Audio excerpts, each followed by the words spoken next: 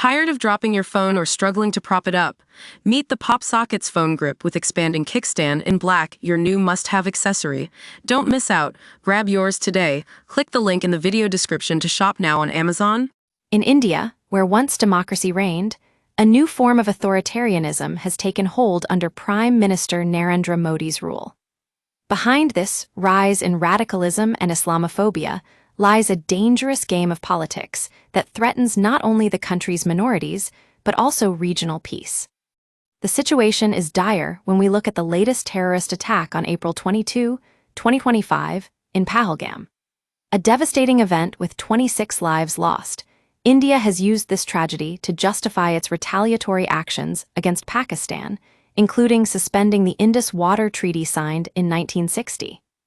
This agreement was a cornerstone of regional cooperation and has now been torn apart by the Modi government's aggressive stance. The consequences are far-reaching and potentially catastrophic. If war breaks out between India and Pakistan, not only will it devastate the economies of both nations, but also put the entire world at risk due to their nuclear capabilities. A single misstep could lead to a global disaster that would be remembered for centuries to come. But what drives this aggressive policy? It's a complex mix of economic interests, strategic alliances, and propaganda machinery that has convinced many in India that the country is under threat from Pakistan. However, the reality on the ground is starkly different. Muslims in India are facing systematic persecution, with their rights being confiscated by the state. The irony here is that global institutions, including the United Nations and human rights organizations, have remained silent about this growing trend of religious radicalism and Islamophobia in India. A silence that allows such policies to spread unchecked and threatens regional peace. But there's hope yet. If we come together as a global community, speak out against these oppressive policies, and call for an end to the violence, then perhaps it's not too late to prevent a war that could change the course of history forever.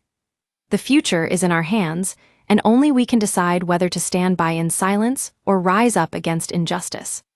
The world must take notice of India's dangerous game of politics before it's too late. We cannot let our values of democracy, human rights, and peace be undermined by the forces of extremism. Only then can we ensure that the voices of the marginalized are heard and their rights are protected. The world is watching, and it's time for change.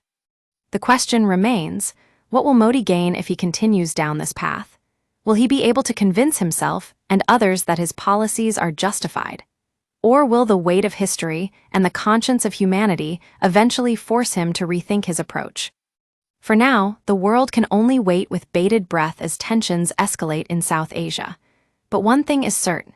If we remain silent today, we risk losing the future of peace and democracy for millions who are already living under oppression. It's time for us all to stand up and demand change.